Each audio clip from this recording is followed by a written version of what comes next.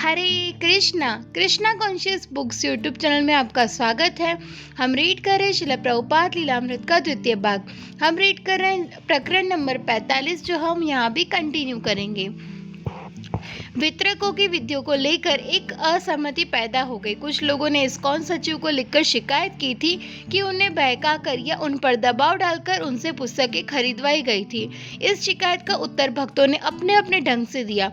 पुस्तक वितरकों ने प्रभुपाद के इन आदेश का समर्थन किया कि जितनी संख्या में हो सके पुस्तकें वितरित की जाए। उन्होंने तर्क किया कि केवल इसलिए पुस्तक वितरण के कार्य को धीमा नहीं किया जाना चाहिए कि कुछ लोगों ने आपत्ति उठाई है। उन्होंने श्रील प्रभुपाद के इस कथन का उदाहरण दिया कि संकीर्तन के विरोध का अर्थ यह है कि वह शुद्ध और सच्चा है। प्रभुपाद इस बात की व्याख्या अपने पुस्तकों में कर चुके थे जब वे मुस्लिम शासक द्वारा चैतन्य महाप्रभु के संकीर्तन दलों के रोके जाने की ऐतिहासिक घटना का वर्णन कर रहे थे। प्रभुपाद ने लिखा था, हमें समझ लेना चाहिए कि ऐसी घटनाएं भूतकाल में आज से 500 वर्ष पहले हो चुकी है और उसका आज भी होते रहना इस बात का द्योतक है कि हमारा संकीर्तन आंदोलन वास्तव में प्रामाणिक है, क्योंकि यदि संकीर्तन कोई नगण्य सांसारिक घटना होता तो राक्षस लोग इस पर आपत्ति न उठाते। अमेरिका के लोगों ने सार्वजनिक कीर्तन, भक्तों के पहनावे, कृष्ण भावनामृत आंदोलन के दर्शन और आहार पर भी आपत्ति की थी। कोई न कोई तो आपत्ति करता ही रहेगा। पुस्तक वितरकों ने कहा कि मुख्य चीज जो बद्ध जीवों को उबारने की है, जिन्हें अगले जन्म में नारकीय जीवन मिलने वाला है। यदि कोई व्यक्ति एक पुस्तक पा लेता है और उसका एक पृष्ठ भी पढ़ लेता है तो उसका जीवन बदल सकता है, किंतु अन्य भक्त, जिनमें मंदिरों के अध्यक्ष भी सम्मिलित थे, शिकायतों से आंदोलित थे। किसी को याद आया कि प्रभुपाद इस बात पर 1970 ईस्वी सन में अपने विचार दे चुके थे। हर कार्य बहुत उत्साह से करो। हमारे सभी कार्य खुले होने चाहिए जिसमें हमारे लक्ष्य की आलोचना कोई न कर सके। इसलिए हमारा प्रत्येक व्यवहार वैष्णव स्तर पर होना चाहिए, क्योंकि हम हर चीज कृष्ण भावना भावित ढंग से करते हैं। अतः भगवान कृष्ण हमारे ऐसे सत्यनिष्ठ कार्यों में सहायता करने के लिए प्रसन्नता पूर्वक हमें सारी सुविधाएं प्रदान करेंगे। प्रभुपाद चाहते थे कि पुस्तक वितरक उनके आदेशों का पालन करें, किंतु उन्होंने उन्हें ऐसी आजादी नहीं दी थी कि वे जो चाहे सो करे और दावा करे कि उन्होंने जो कुछ किया वह कृष्ण के लिए किया है। प्रचार विशेषज्ञता की अपेक्षा रखता था। लोगों से कोई पुस्तक खरीदवाने ही काफी नहीं था, उनके मन में सही धारणा उत्पन्न करना भी जरूरी था। पुस्तक वितरकों का मानना था कि वे भरसक ठीक कार्य कर रहे हैं, किंतु वे अपने आप को सुधारने की कोशिश करेंगे। यदि अन्य पुस्तक वितरक सोचते हैं कि वे इससे अच्छा कर सकते हैं तो उन्हें करके दिखाना चाहिए कि किसी को उत्तेजित किए बिना पुस्तक वितरण कैसे किया जा सकता है। पुस्तक वितरण का कार्य प्रतिदिन सारा दिन करना कठिन था। लोग मन और इंद्रियों से पहले ही उद्वेलित थे और अपने व्यवसायों से, सरकारों से और व्यक्तिगत संबंधों से वे ऐसे ही परेशान थे। इसलिए आश्चर्य नहीं कि कोई निरीक भक्त उन्हें शुद्ध कर बैठता हो। यह प्रश्न था कि पुस्तक वितरक अपने काम में कैसी तरकीबें अपनाएं। वितरकों का कहना था कि वे छात्र थे और युवाजनों से मादक पदार्थों का सेवन छुड़वाने से सहायता कर रहे थे, अथवा उनके द्वारा वितरित पुस्तकें ऐसी थी जो आधुनिक जीवन की विकट स्थितियों का समाधान बताती थी। इनमें से कोई भी कथन असत्य नहीं था, किंतु कभी कभी बलाघात की अतिशयता हो जाती थी। कोई प्रौढ़ भक्त अधिक अधिकार से बात कर सकता था। त्रिपुरारी लोगों को बताता था कि पुस्तकें किस प्रकार एक प्राचीन सभ्यता का वर्णन करती है, जिसमें लोग जानते हैं कि जीवन कैसे यापन करना चाहिए। वह अपने आप को एक ऐसे संगठन के सदस्य के रूप में प्रस्तुत करता था जिसके संप्रदाय सारे संसार में फैले हैं, जिनमें लोग एक वैकल्पिक जीवन शैली के आदर्श का लाभ उठा सकते हैं। त्रिपुरारी और उस जैसे अन्य भक्त अब जब आध्यात्मिक जीवन की बात करते तो वे व्यक्तिगत और अनौपचारिक तौर पर दार्शनिक दोनों स्तरों पर बात कर सकते थे। वे अजनबी लोगों को शीघ्रता से अपना मित्र बना लेते थे और पुस्तक खरीदने के लिए उन्हें आश्वस्त कर देते थे, किंतु पुस्तक वितरण करने वाले भक्तों की संख्या में लगातार वृद्धि हो रही थी और उनमें बहुत से अनुभवहीन थे। श्रील प्रभुपाद का दर्शन स्पष्ट था, किंतु उनकी व्याख्या में विभिन्नता बनी हुई थी। किसी विशेष तरकीब का उल्लेख किए बिना प्रभुपाद पुस्तक वितरक की पवित्रता पर बल देते और पुस्तक वितरकों को बिना रुके आगे बढ़ने को प्रोत्साहित करते रहते। मुख्य चीज पुस्तक वितरण थी। भक्त और अधिक स्पष्टीकरण के लिए प्रभुपाद पर जोर डालते रहे। पुस्तक वितरकों को इस बात की चिंता थी कि पुस्तक वितरण के महत्व को किसी तरह कम न होने दिया जाए, जबकि अन्य जिम्मेदार इस्कॉन नेताओं को इस बात की चिंता थी कि अवांछनीय तरकीबों से संघ की प्रगति में बाधा पड़ सकती है। प्रभुपाद ने न्यूयॉर्क में बलिमर्दन के प्रश्नों का उत्तर अपने एक पत्र में दिया, जो विशेष रूप से महत्वपूर्ण बन गया। वास्तविक प्रचार पुस्तकों की बिक्री है। आपको किसी को चिढ़ाए बिना पुस्तक बिक्री की तरकीब जाननी चाहिए। आपके व्याख्यान का प्रभाव केवल 3 मिनट रहेगा, किंतु किसी ने पुस्तक का एक पृष्ठ पढ़ लिया तो उसका जीवन बदल सकता है। हम किसी को चिढ़ाना नहीं चाहते, किंतु यदि कोई आपकी आक्रामक तरकीब से चिढ़कर चला जाता है तो आप नासमझ हैं और ये आपकी विफलता है। न तो आप कोई पुस्तक बेच सके और न वह व्यक्ति आपके पास रुका, किंतु यदि वह पुस्तक खरीद लेता तो वह वास्तविक सफल प्रचार है। प्रभुपाद की स्थिति साफ थी, जो पुस्तकें बिकनी चाहिए किंतु होशियारी से, और ऐसा न हो कि किसी के मन में संदेह रह जाए। इसलिए प्रभुपाद ने पुनः दोहराया कि पुस्तक वितरण का सर्वोत्तम रूप है। आपके प्रचार की सफलता की ठोस पुष्टि बिकी हुई पुस्तकों की संख्या से होगी। प्रभुपाद ने यह भी लिखा, कला तो वह है कि कई पुस्तकें बिक जाए और कोई चिढ़े नहीं। पुस्तकों का वितरण लाखों में होता रहा और अनेक लोगों ने पुस्तक प्राप्त होने पर धन्यवाद भेजे। शिकायत तो कभी ही आई थी, किंतु इस्कॉन के अंदर पुस्तक वितरण की तरकीब के संबंध में बहस चलती रही। जब इस्कॉन शिकागो के अध्यक्ष श्री गोविंद ने प्रभुपाद को लिखा तो प्रभुपाद ने उन्हें प्रोत्साहित किया कि वे भक्तों की अतिशयवादी तरकीबों से सुधार लाना जारी रखें। तो पुस्तकें बेचने के लिए झूठ बोलना वांछनीय नहीं है।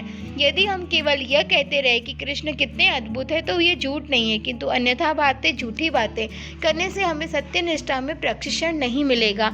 किसी से झूठ बोलना और किसी से न बोलना यह अच्छा दर्शन नहीं है।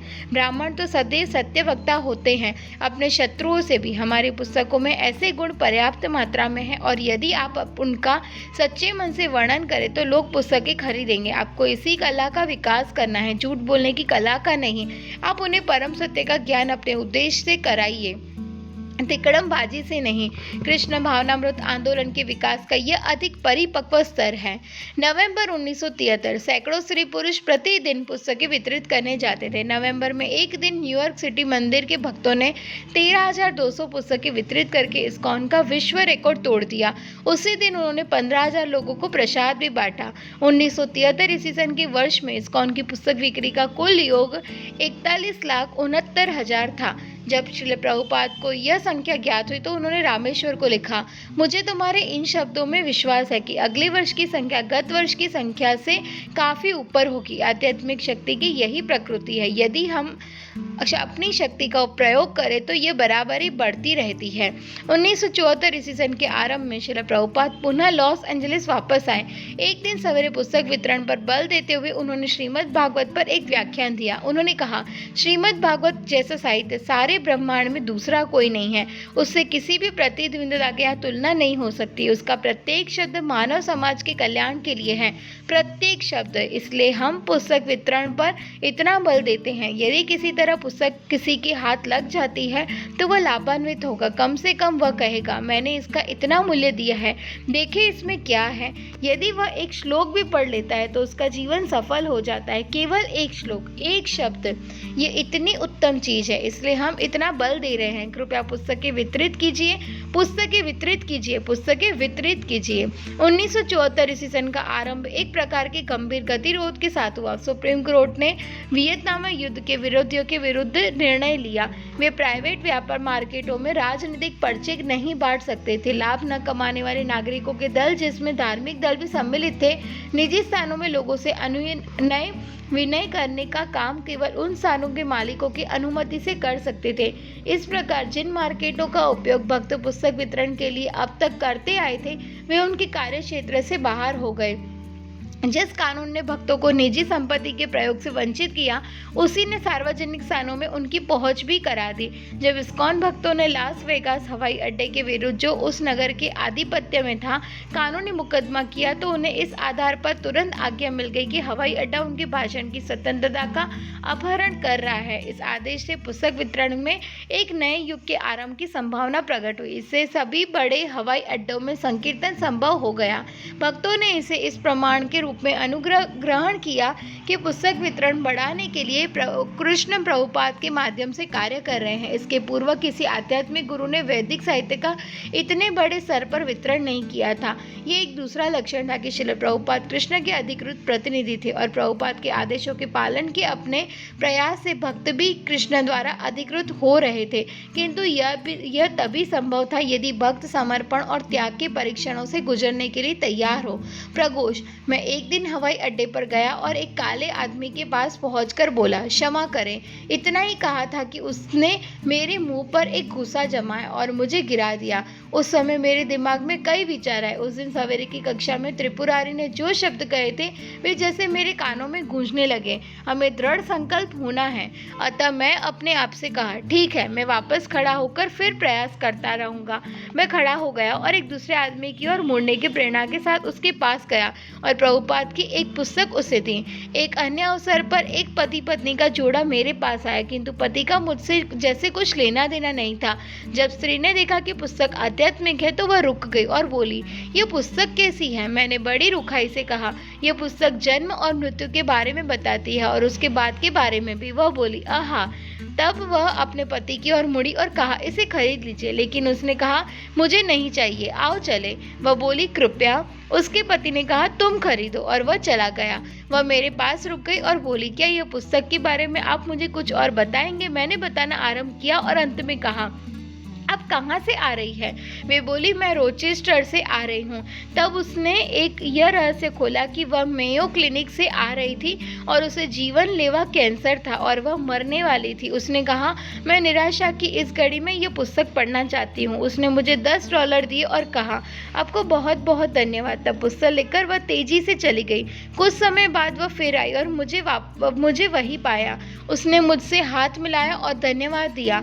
इस तरह के अनुभव जो हम भक्तों को दिन प्रतिदिन हो रहे हैं, हमें यह भावना उत्पन्न करते हैं कि हम किसी विशेष वस्तु के दूत या प्रतिनिधि हैं। इससे श्रील प्रभुपाद और उनके कार्य के निष्पादन के प्रति हमारी प्रतिबद्धता और बढ़ जाती है। हम ऐसे चमत्कार घटित होते देखते रहते हैं। केशव भारती, मैं सैन फ्रांसिस्को हवाई अड्डे में पुस्तकें वितरित करता रहता था। मेरी समझ में यह हवाई अड्डा जरा मुश्किल था और यदि मैं लॉस एंजलिस में होता तो मैं संभवतः उतनी ही पुस्तकें वितरित कर लेता जितनी त्रिपुरारी करता है। मुझे अपने पर कुछ गर्व था। तब मुझे त्रिपुरारी के साथ पुस्तक वितरण का अवसर मिला। मैं बहुत खुली तरह का और लोगों से जल्दी हिल मिल जाने वाला व्यक्ति हूँ, इसलिए किसी को रोक लेना या ऐसा कुछ करना मेरे लिए कभी कोई समस्या नहीं रहा। लेकिन आधा घंटा बीत गया, फिर 1 घंटा बीत गया और इस बीच त्रिपुरारी ने 5 और फिर 10 पुस्तकें बेच डाली और मुझे कोई व्यक्ति नहीं मिला जो मुझे रोक ले या मुझसे हाथ भी मिला सके। यह अविश्वसनीय बात थी, किंतु मैं जानता था कि यह इसलिए हुआ क्योंकि मैं बहुत अधिक घमंडी था। 1 घंटा और बीत गया और कोई मुझसे हाथ मिलाने तक के लिए नहीं रुका। मैं घबरा गया क्योंकि मैं प्रभुपाद की पुस्तकें बेचना चाहता था। अंत में मैं निराश होकर बैठ गया। मैं करीब करीब रोने लगा। त्रिपुरारी मेरे पास आया और उपदेश देने लगा। उसने कहा, ऐसे कठिन समयों में मुझे भगवान चैतन्य और नित्यानंद से प्रार्थना करनी चाहिए और चिंता नहीं करनी चाहिए। ऐसा होता ही रहता है। तब मैंने अपने आप को संभाला और 10 या 15 व्यक्ति लगातार मेरे पास आए, मुझसे बात करने लगे और कुछ ने पुस्तकें खरीदी। जब हमने बाद में इस पर विचार विमर्श किया तो हमारी समझ में आया कि हम भगवान चैतन्य के हाथों में केवल उपकरण है। इस तरह हमने संकीर्तन दर्शन का विकास किया। पुस्तक वितरण के माध्यम से हमने जाना कि प्रभुपाद कौन है और हम उनके और अधिक प्रशंसक बन गए। लवंग लतिका, मैं सारा दिन सबसे ऊपर की सीढ़ी पर खड़ी रहती थी और वहां से हजारों व्यक्ति गुजरते थे और हम सैकड़ों पुस्तकें वितरित करते थे। हम प्रभुपाद की पुस्तकों से पंक्तियां उद्धृत करते रहते थे। त्रिपुरारी हंस के नीर शीर विवेक के बारे में बताता। हम लोगों को समझाने में इस पंक्ति का बार बार प्रयोग करते। हम कहते कि ये महान ऋषि किस प्रकार पानी से दूध अलग करना जानते हैं, अर्थात वे सारभूत अंश को अलग कर सकते हैं। त्रिपुरारी यह भी कहता कि पुस्तकों में दिए गए चित्र आध्यात्मिक संसार के झरोखे हैं। हम केवल यह पुस्तक सूर्य की तरह प्रकाशवान है जो इस कलयुग में अज्ञान के अंधकार को दूर भगा देगी। मैंने देखा कि पुस्तक वितरण का सर्वोत्तम उपाय स्वयं प्रभुपाद के शब्दों का प्रयोग करना है। प्रभुपाद ने कहा कि यदि कोई व्यक्ति पुस्तक की एक पंक्ति पढ़कर किसी को सुनाता है तो वह आध्यात्मिक उन्नति के मार्ग पर 100 गुना आगे हो जाता है। एक बार एक भक्त ने प्रभुपाद से शिकायत की कि कुछ लोग कुछ पुस्तकें फेंक दे रहे हैं, लेकिन तब मैं समझ जाते कि प्रभुपाद चाहते थे कि पुस्तकों का वितरण अधिक से अधिक संख्या में हो। यह नहीं कि आप पुस्तकें केवल ऐसे व्यक्ति को दें जिसे आप समझते हैं कि वह बुद्धिमान है और पढ़ेगा। प्रभुपाद का कहना था कि यदि कोई पुस्तक की एक पंक्ति भी पढ़ लेता है तो वो उससे बहुत प्रभावित होगा। अतः हमारी समझ में यह बात आई कि प्रभुपाद पुस्तकों का वितरण बृहद पैमाने पर चाहते थे, न कि केवल उन लोगों तक सीमित रखकर जिन्हें विशेष उपयुक्ति व्यक्ति समझा जाए। सूर वैशेषिक मेरे साथ हवाई अड्डे में पुस्तकें बेच रहा था। वह लोगों के पास जाता और कहता, महाशय आप कैसे हैं? श्री कृष्ण संकीर्तन आंदोलन की जय हो, जो मानवता के लिए प्रमुख वरदान है और हृदय को विमल करने वाला है। वह पुस्तक से भगवान चैतन्य की शिष्टाष्टक पुस्तक से प्रार्थनाएं वाचता रहता और पुस्तकें बेचता रहता। पुस्तकों के मुख्य पृष्ठ पर कृष्ण के चित्र तथा भक्ति के दृश्य होते और कभी कभी तो कुछ भक्तों की समझ में न आता कि लोग चित्रों का संबंध इन पुस्तकों से कैसे जोड़ेंगे, किंतु प्रभुपाद की इच्छा थी कि उनका वितरण हो और उनका यह कहना था कि हमें पुस्तकों की श्रेष्ठता के अनुसार प्रचार करना चाहिए। जब एक भक्त ने पूछा कि पुस्तक बेचने के लिए हमें क्या कहे, तो प्रभुपाद ने उत्तर दिया, कृष्ण स्वधामोपगते, जिस श्लोक का अर्थ यह है कि श्रीमद् भागवत सूर्य के समान प्रकाशमान है और उसका उदय इस अंधकार के युग में लोगों को धर्म प्रदान करने के लिए हुआ है। अतः हम भी उसी श्लोक का उच्चारण करके धर्म पर इन पुस्तकों का वितरण करते रहे। हम लोग बाहर जाते और देखते कि लोग सचमुच कृष्ण भावनामृत आंदोलन से प्रभावित हो रहे हैं। वे देखते कि भक्तजन अत्यंत निष्ठावान तथा गंभीर है, अतः वे प्रभावित होते। संकीर्तन के समय हम नित्य देखते कि लोग प्रभुपाद की पुस्तकों की प्रशंसा कर रहे हैं। कुछ लोग तंग भी करते, किंतु उसके विषय में प्रभुपाद कह चुके थे कि कठिनाइयां सदैव आएगी। अतः हमें जो भी अनुभव होता प्रभुपाद से उसकी पुष्टि होती रहती। श्रील प्रभुपाद का कहना था कि पुस्तक विक्रेता को कभी कभी कठिनाई होगी, क्योंकि वे कभी लोग उसे स्वीकार करेंगे, कभी अस्वीकार कर देंगे, किंतु उसे सहन करना होगा। हवाई अड्डे में हमें प्राध्यापक, वकील, सभी तरह के लोग मिलते जो रुक जाते और बातें करते। वे हमें चुनौती देते और हम निरंतर प्रभुपाद की पुस्तकों और उनके आंदोलन का समर्थन करते और प्रभुपाद की ओर से बोलते। हमारा ये समर्थन उस समय की अपेक्षा कहीं अधिक जोरदार था जब हम छोटे बालक थे और मोटर अड्डों के इर्द गिर्द स्त्रियों से बात करते हुए उनसे एक पैकेट अगरबत्ती के लिए 50 सेंट देने का अनुरोध करते। अब हम लोग प्रभुपाद की पुस्तकें विद्वानों के सामने प्रस्तुत कर रहे थे, मायावादियों, वैज्ञानिकों, व्यवसायियों आदि के संपर्क में आ रहे थे। शिकागो, न्यूयॉर्क, लॉस एंजलिस और सैन डियागो में लोगों के संपर्क में जो बड़े कुशाग्र बुद्धि वाले थे। कुशाग्र बुद्धि के साथ ये बड़े कठोर थे और उनके साथ आध्यात्मिक द्वंद्व करने तथा आंदोलन की प्रतिरक्षा करने की मात्रा से ही हम प्रभुपाद की पुस्तकों को समझने में परिपक्व हो गए और जान गए कि पुस्तकों को कैसे प्रस्तुत किया जाए, ताकि जो लोग आश्वस्त नहीं भी होना चाहते हैं उन्हें भी हम आश्वस्त कर सके। हमें प्रभुपाद की पुस्तकों का अध्ययन करना पड़ा। 1974 ईस्वी सन में केवल पुस्तक वितरण के लिए कई नई दलों का निर्माण हुआ। त्रिपुरारी लॉस एंजलिस के दूत के रूप में यात्रा करता रहता था, किंतु अब श्री प्रभुपाद की अनुमति से उसने कुछ प्रमुख पुस्तक वितरकों का एक भक्ति वेदांत बुक ट्रस्ट बीबीटी संकीर्तन दल का निर्माण किया। बीबीटी वितरकों ने देश के विभिन्न हवाई अड्डों में अड्डा जमा लिया और इस तरह पुस्तक वितरण में उल्लेखनीय वृद्धि हो गई। प्रभुपाद ने त्रिपुरारी को लिखा, आपके पूरे कार्यक्रम को मेरी स्वीकृति है। जब त्रिपुरारी ने पूछा कि क्या वह संन्यास ले सकता है, तो प्रभुपाद ने उत्तर दिया कि वह एक सन्यासी से कई अधिक कार्य कर रहा है। एक पत्र में प्रभुपाद ने उसे पुस्तक वितरण का अवतार कहा। पुस्तक वितरण ने आगे एक और दब भरा जब तमाल कृष्ण गोस्वामी अमेरिका लौटे, जो भारत में श्री प्रभुपाद के 4 वर्ष तक क्षेत्रीय सचिव रह चुके थे। उन्होंने अपने मित्र विष्णु जन के साथ मिलकर एक राधा दामोदर संकीर्तन दल बनाया, जो एक बस में राधा कृष्ण विग्रह को रखकर पुस्तक वितरण के लिए पूरे देश में उत्सव का आयोजन करता हुआ यात्रा करने लगा। तमाल कृष्ण गोस्वामी। जब हमने राधा दामोदर दल का निर्माण किया तो हमारा विचार उत्सव का आयोजन करके और उनमें हरे कृष्ण कीर्तन करके तथा प्रसाद वितरण करके अधिक से अधिक भक्त बनाने का था। जब कृष्ण ने इतने अधिक श्रेष्ठ युवकों को भेजा तो उन्हें सदा व्यस्त रखना कठिन हो गया। तब अचानक श्रील प्रभुपाद का एक पत्र प्राप्त हुआ जिसमें उन्होंने कहा कि पुस्तक वितरण के दौरान किया जाने वाला कीर्तन सार्वजनिक कीर्तन से अच्छा था। इस दिव्य आदेश से हमारे राधा दामोदर दल का मार्ग बदल गया। उसके बाद मैंने पुस्तक वितरण का अधिक से अधिक ध्यान केंद्रित किया और इससे प्रभुपाद को अधिक प्रसन्नता हुई। मैं भारत में 4 वर्ष तक रह चुका था, किंतु हमारा मुख्य कार्य आजीवन सदस्य बनाना था। किंतु तब जबकि मैं अमेरिका में था, श्री प्रभुपाद मुझे स्मरण करा रहे थे कि प्रचार का तात्पर्य उनकी पुस्तकों का वितरण था। इसलिए मुझे यह प्रेरणा मिली कि मेरे दल को इतनी पुस्तकें वितरित करनी चाहिए कि उनकी संख्या इस्कॉन के विश्व भर की पुस्तक वितरण के बराबर हो जाए। मैं दिन रात यही सोचने में लगा रहता कि अधिक से अधिक पुस्तकें कैसे बिके, जिससे कि अमेरिका में दिव्य साहित्य की बाढ़ आ जाए। श्री प्रभुपाद ने मुझे लिखा कि उनकी मुख्य अभिलाषा यह थी कि संपूर्ण अमेरिका को वैष्णव में बदल दिया जाए।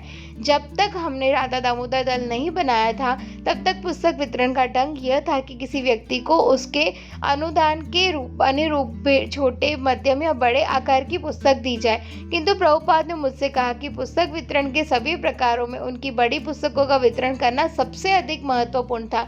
इसलिए मैं सदैव यही सोचता रहता कि बड़े आकार की पुस्तकों का वितरण कैसे बढ़ाया जाए। समस्या यह थी कि लोग छोटे छोटे अनुदान देते थे और शायद ही कभी इतने बड़े अनुदान देते कि उनको एक बड़ी पुस्तक दी जा सके। तब कृष्ण ने मुझे यह विचार दिया कि कई व्यक्तियों के छोटे छोटे अनुदानों को मिला देने से उसमें कम से कम एक को बड़े आकार की एक पुस्तक दी जा सकती थी, जबकि शेष को बैक टू गॉड पत्रिका या छोटे आकार की पुस्तक दी जा सकती थी। इस तरीके से हमने बड़े आकार की पुस्तकों की बिक्री में अत्यधिक वृद्धि कर ली। प्रभुपाद ने हमारे इस विचार का पूरा समर्थन किया। उनकी अनुमति थी कि जब तक बुक फंड को पुस्तकों का मूल्य आता रहे तब तक पुस्तकें शीघ्रतापूर्वक बेची जाए। अनुदान के कम या अधिक होने पर ध्यान न दिया जाए। इस तरह हमारे राधा दामोदर दल के 1 महीने के अंदर बड़े आकार की 50,000 पुस्तकें बेच डाली। श्रील प्रभुपाद ने राधा दामोदर दल के विशेष रुचि प्रदर्शित की और अधिक बसें खरीदने के लिए बीबीटी से उसे ऋण लेने की अनुमति दी। इस प्रकार नई ग्रेहाउंड बसों में यात्रा करने के लिए संकीर्तन सेना तैयार हो गई। 1974 ईस्वी सन के अंत तक राधा दामोदर दल के पास 3 बसें, वैन और अनेक सदस्य हो गए। प्रभुपाद बसों को सचल मंदिर कहते थे और उन्होंने राधा दामोदर दल से अपना कार्यक्रम चलाते रहने का आग्रह किया, इस विश्वास के साथ कि भगवान चैतन्य उसमें प्रसन्न हो रहे हैं। प्रभुपाद ने लिखा, मुझे प्रसन्नता है कि मेरी पुस्तकों का महत्व आपकी समझ में आ गया है, इसलिए मैं उस पर इतना जोर दे रहा हूँ। प्रत्येक व्यक्ति के पास ये पुस्तकें होनी चाहिए। श्रील प्रभुपाद राधा दामोदर दल का प्रोत्साहित करते थे कि वह अपनी बसों की संख्या बढ़ाकर सैकड़ों में कर ले और इस प्रकार श्री चैतन्य महाप्रभु के हर गांव और हर नगर में कृष्ण भावनामृत पहुंचाने के महान लक्ष्य को पूरा करे। जब लॉस एंजलिस मंदिर त्रिपुरारी के बीबीटी दल और राधा दामोदर दल के बीच कड़ी दिव्य प्रतिस्पर्धा उठ खड़ी हुई तो प्रभुपाद प्रसन्नतापूर्वक उसे देखते रहे और उनका समर्थन करते रहे। 1974 ईस्वी सन में एक दूसरे दल का निर्माण हुआ जिसका नाम था बीबीटी पुस्तकालय दल। इसका आरंभ हृदयानंद गोस्वामी ने अपने यात्रा दल में से कुछ ब्रह्मचारियों को न्यू इंग्लैंड के लब्ध प्रतिष्ठित विश्वविद्यालय में बेचकर किया। पुस्तकालय दल के लोगों ने श्रील प्रभुपाद की सभी पुस्तकों का पूरा सेट प्राचार्यों को बेचने का प्रयास किया और अपने पहले प्रयासों में ही उन्हें महान सफलता मिली। श्रील प्रभुपाद अपने मन में यह विचार कब से संजोए हुए थे। अमेरिका जाने के पूर्व ही वे अपने श्रीमद् भागवत के प्रथम स्कंद की प्रतियां लेकर भारत के पुस्तकालयों में गए थे। नई दिल्ली में उनके प्रयासों के फलस्वरूप संयुक्त राज्य की कांग्रेस के पुस्तकालय के लिए उनके प्रारंभिक खंडों की प्रतियां खरीदी गई थी। संयुक्त राज्य के सभी पुस्तकालयों और विश्वविद्यालयों के लिए उनकी पुस्तकों के खरीद जाने की उनकी इच्छा अब एक वास्तविकता में बदल रही थी। कुछ ही महीनों के अंदर प्राचार्यों ने अनुकूल समीक्षाएं लिखना आरंभ कर दिया और कुछ ने तो प्रभुपाद की पुस्तकों को अपने यहाँ के कॉलेज पाठ्यक्रम में रखने का भी निर्णय लिया। प्रभुपाद ने लिखा, पुस्तकों के लिए भेजे जाने वाले ऑर्डरों से मुझे प्रसन्नता है। प्रयत्न कीजिए कि पुस्तकालयों से ऐसे ऑर्डरों की संख्या बढ़कर 50,000 हो जाए। 1974 ईस्वी सन में एक अन्य दल का भी निर्णय हुआ, वह था नाम हट्ट। उसका निर्माता था। 2 सन्यासियों के नेतृत्व में बना ब्रह्मचारियों का एक दल नामहट्ट दल यात्रा करके पुस्तकें वितरित करता था और उससे प्राप्त लाभ प्रभुपाद की बम्बई, मायापुर और वृंदावन में चलने वाली परियोजना में दे देता था। 1974 ईस्वी सन के सितंबर में जब श्रील प्रभुपाद कई सप्ताहों तक बीमार रहे तो पुस्तक वितरण की रिपोर्टों की उनकी सर्वोत्तम औषधि थी। उन्होंने पुस्तकालय दल को लिखा, जब मैं अपनी पुस्तकों की बिक्री की रिपोर्ट प्राप्त करता हूं तो मुझ में शक्ति आ जाती है। इस दुर्बल अवस्था में भी आपकी रिपोर्टें मुझे बहुत बल मिलता है। और उसी बीमारी में उन्होंने रामेश्वर को लिखा, जहां तक बिकने वाली पुस्तकों की संख्या का प्रश्न है, कृपया इसी तरह प्रयत्न करते रहे। मेरे जीवन की केवल यही एक सांत्वना है। जब मैं सुनता हूँ कि मेरी पुस्तकें अच्छी तरह बिक रही है तो मुझ में एक युवक जैसी स्फूर्ति आ जाती। श्रील प्रभुपाद पुनः स्वस्थ हो गए और 1974 ईस्वी सन के अंत तक उनके बीबीटी का स्वास्थ्य भी असाधारण रूप से अच्छा था। मंदिरों में क्रिसमस की तूफानी दौड़ शुरू हो गई थी। बीबीटी ने प्रभुपाद को रिपोर्ट भेजी कि अमेरिका में साल भर में करीब 3,27,000 सचित्र पुस्तकें बिक चुकी थी। गत वर्ष से 67% की वृद्धि हुई थी। बैक टू गोल्ड की 40 लाख प्रतियां बिकी थी। 89% की वृद्धि हुई। अमेरिका बीबीटी ने मंदिरों को सब मिलाकर 66,68,000 पुस्तकें बेची, जिसका तात्पर्य था 60% की वृद्धि। ऐसे समाचारों से प्रभुपाद एक युवक की तरह स्फूर्तिवान हो जाते थे और प्रभुपाद और उनका पुस्तक वितरण आंदोलन 1975 ईस्वी सन की और इस लक्षण के साथ बढ़े कि 1974 की आश्चर्यजनक संख्या से भी पुस्तकों की बिक्री दुगुनी या तिगुनी हो जाएगी। श्रील प्रभुपाद ने अपने बीबीटी का निर्माण एक स्वतंत्र संस्था के रूप में 1972 ईस्वी सन में किया था, जिससे उनकी पुस्तकों का प्रकाशन और वितरण जारी रखे। बीबीटी का उद्देश्य एकमात्र इस्कॉन के लाभ के लिए कार्य करना होगा, फिर भी वह एक स्वतंत्र संस्था होगी। ट्रस्ट के दस्तावेज में उल्लेख था कि पुस्तकों की बिक्री से होने वाली आय को इस्कॉन के मंदिरों के 2 फंडों में बांटा जाए। एक का उपयोग पुस्तकों के प्रकाशन में होगा और दूसरे का इस्कॉन के लिए जायदाद खरीदने और मंदिरों का निर्माण करने में होगा। प्रभुपाद का विश्वास था कि यदि इस 50-50% सिद्धांत का पालन किया जाएगा तो कृष्ण इस्कॉन को सुनिश्चित रूप से सफल करेंगे। वे इस सिद्धांत का निर्देश अपने वार्तालापों तथा पत्रों में, यहाँ तक कि श्रीमद् भागवत के तात्पर्यों में भी निरंतर करते रहते हैं। श्री प्रभुपाद ने अपने बीबीटी के न्यासियों को अधिकार दिया कि वे प्रकाशन की योजनाएं बनाएं और फिर उन योजनाओं को उनकी स्वीकृति के लिए उनके सामने रखें, ताकि वे बीबीटी सन्यासियों के पालन के लिए मानदंड और मार्ग निर्देशक निश्चित कर सकते। प्रभुपाद के परामर्श से ही उनमें कोई परिवर्तन किया जा सकता था और परिवर्तनों के प्रति प्रभुपाद विशेष रूप से अनिच्छुक थे। वे पुस्तक के आकार का चयन करते थे, चित्रों का निश्चय करते थे, टाइप के आकार के बारे में सुझाव देते थे और जहां से पुस्तक बेचने और मंदिरों के पास बेचने की नीति का निर्धारण करते थे। इस तरह वे बीबीटी के प्रकाशन से संबंधित लगभग सभी गतिविधियों को देखते रहते थे। यहाँ तक कि यदि कुछ मंदिर अपने भुगतान बीबीटी को नहीं भेजते थे तो प्रभुपाद ऐसे मामलों में भी दखल देने लगते थे। ये अच्छा नहीं है कि ऐसे बड़े मंदिर भी जो सारे समाज के सामने आदर्श प्रस्तुत करते हैं, अपने बिलों का भुगतान नहीं करते। ये अत्यंत अनियमित है। मैं प्रशासकीय कार्यों से अवकाश लेने का प्रयास कर रहा हूँ, किंतु यदि जीबीसी के अध्यक्ष और अन्य लोग ऐसी अनियमितताएं करते हैं तो मुझे शांति कैसे मिलेगी? प्रत्येक वस्तु स्वतः संचालित होनी चाहिए, तभी मुझे शांति मिलेगी। ये बहुत कठोर प्रबंधक थे। उन्होंने कहा था, वैदिक शास्त्र के अनुसार अग्नि, ऋण और शत्रु के प्रति कभी उदासीन नहीं होना चाहिए। जैसे भी संभव हो उनका शमन करना चाहिए।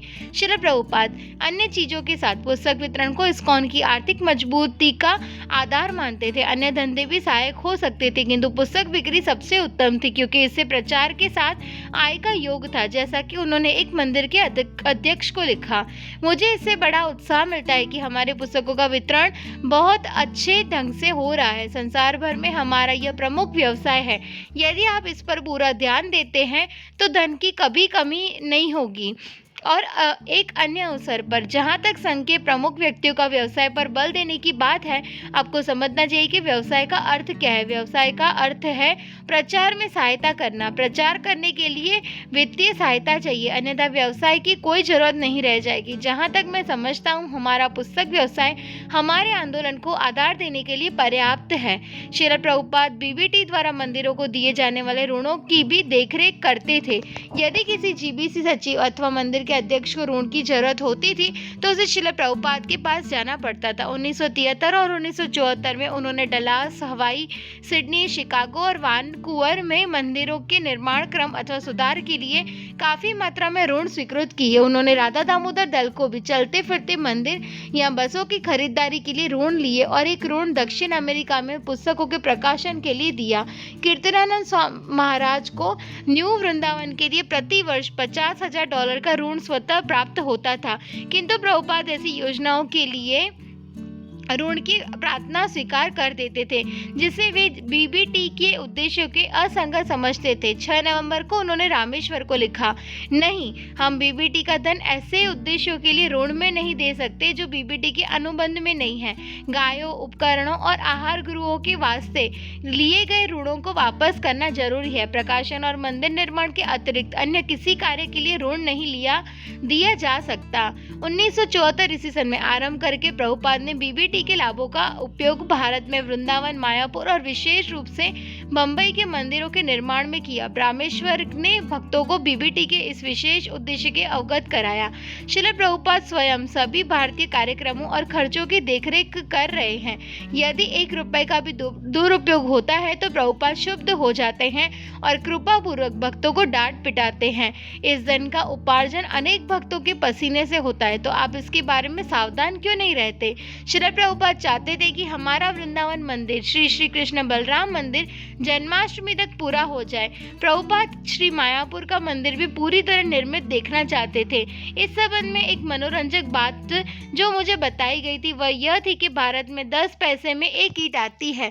संयुक्त राज्य में 10 पैसे का अर्थ एक पैनी है। जरा सोचिए कि हर पैनी जो आप जुटा सकते हैं भारत में एक ईंट खरीद सकती है। इन दिव्य लक्ष्यों की प्राप्ति में हर पैनी का महत्व है।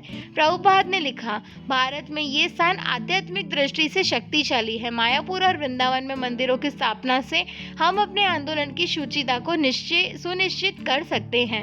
1974 ईस्वी सन के अक्टूबर में प्रभुपाद ने जर्मनी में अपने जीबीसी सचिव हंसदूत को लिखा, जब भी किसी भाषा में कोई प्रकाशन होता है तो वह मुझे 100 गुना जीवंत बना देता है।